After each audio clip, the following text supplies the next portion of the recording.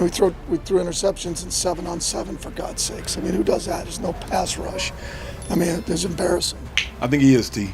I think he's putting way too much pressure on Deshaun Watson. Since Monken arrived in Cleveland, there's been all this conversation about, Deshaun's our guy, a lot of faith in Deshaun. Deshaun's turned the corner. Deshaun looks really good.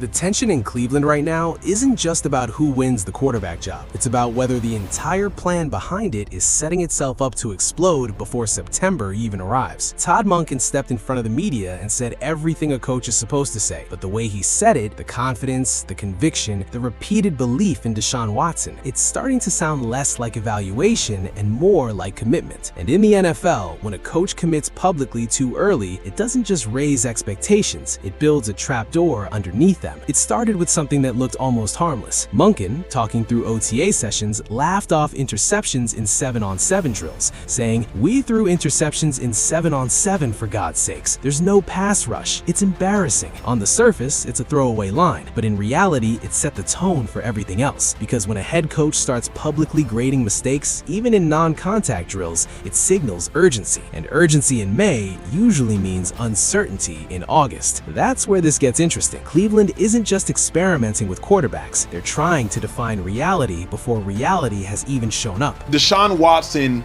is going to put every fan or every human in the worst possible situation, when you still feel like you have hope. Here's the part nobody is talking about. When a coach praises a struggling quarterback this aggressively in May, it isn't just about encouragement, it's about alignment. Monken isn't just evaluating Deshaun Watson, he's selling him. He's framing him as a veteran who's been through adversity, who's still fighting, who still has something to prove. He called Watson someone who's made plenty of money, had success, faced disappointment, and now wants to change the narrative. That sounds uplifting, but it also puts a massive spotlight on performance, because once you publicly build a redemption arc, anything short of redemption becomes failure. Watson's reality is far less poetic than the coach's language. The production hasn't matched the contract, the injuries have stacked up, and the consistency just hasn't returned to what it once was in Houston. And that's where the pressure flips. Monken is speaking like the old version of Watson is still reachable, still in there waiting to come back. But inside the building, the question isn't whether Watson can be that player again, it's whether he can even be an average starting quarterback in a division that doesn't wait for anyone. I don't know what to do with this because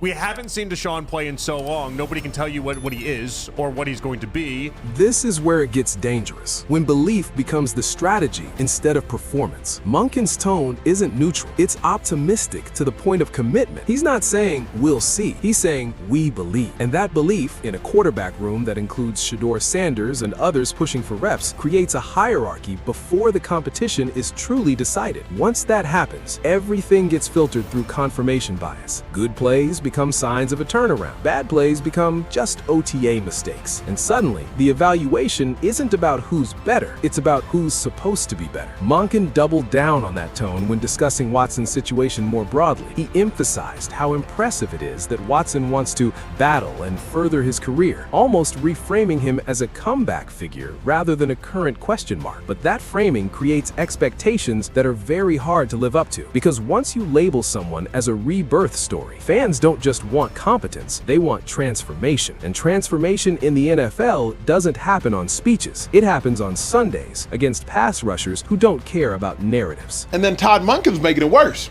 We're not at practice, but Todd Monken is describing Deshaun Watson as though we're going to see it again. We're going to see it again.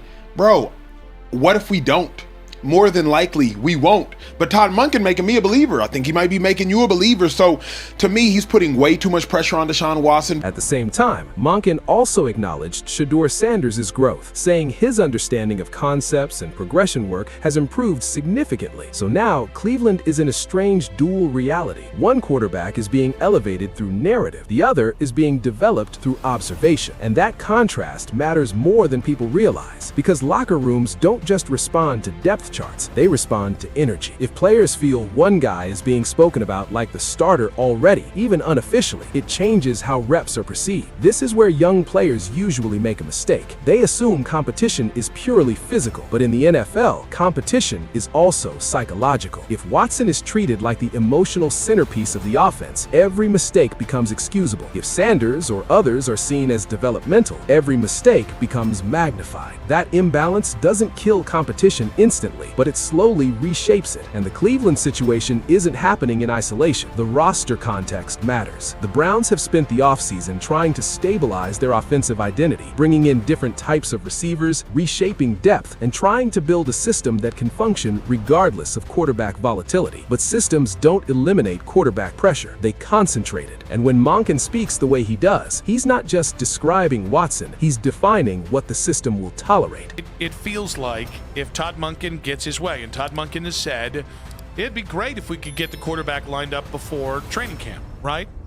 It feels like there's going to be a big, hey, just trust us with this vibe going on. Yeah. Watson himself is in a complicated position. He's not a rookie trying to earn trust. He's a veteran trying to reclaim it. And that creates a different kind of pressure, because every throw isn't just evaluated, it's compared to history. Cleveland isn't asking if he can play football. They're asking if he can become what they already paid for years ago. That gap between expectation and reality is where careers either restart or collapse completely. And Monken's approach, whether intentional or not, is widening that gap. By publicly reinforcing belief in Watson, he's making the standard clear: return to form or fall short of the vision being sold. There's no neutral space in between. Either Watson looks like the franchise quarterback Monken is describing, or the narrative starts to crack. What makes this even more complicated is the internal dynamic around competition. Every OTA clip, every rep, every interception in non-contact drills becomes a data point for a quarterback debate that hasn't officially been settled. Monken joked about interceptions in 7-on-7 being embarrassing, but those moments matter in environments where jobs are on the line, because even without pads, quarterbacks are being evaluated on timing, decision-making, and command. And those traits don't suddenly appear in September. They show up early, or they don't show up at all. The bigger legacy angle here is simple but uncomfortable. Cleveland is still trying to escape the cycle of uncertainty at quarterback. Every regime change brings a new tone, a new system, a new belief structure. But the outcome keeps circling back to the same question: can the quarterback stabilize the franchise, or does the franchise keep destabilizing quarterbacks? Monken's arrival was supposed to bring clarity. Instead, it's brought a different version of the same conversation: optimism versus evidence. And that's why this story isn't just about Watson anymore. It's about how belief gets communicated inside a pressure cooker organization. If Watson succeeds, Monken looks like the coach who revived a career and stabilized a franchise. If Watson struggles, those same comments become evidence of misjudgment, misplaced confidence, and a system built on hope instead of production. There is no middle outcome here that feels safe. The final layer is the fan reaction, which is already split. Some hear Monken's confidence and see leadership. Others hear it and see denial, because Cleveland fans have lived through too many cycles of "this is the year" to accept optimism without skepticism. And when you combine that with a quarterback who hasn't delivered consistent results in years, every positive quote becomes fuel for debate instead of reassurance. So now the question becomes unavoidable: is Todd Monken building confidence in Deshaun Watson, or is he locking himself into a narrative he won't be able to escape once the season starts? Because once the games begin, speeches disappear, expectations remain, and only performance decides which side of this story was real. And that's the debate Cleveland is about to walk into. Is this a genuine comeback setup, or the most expensive pressure test the Browns have ever created for themselves?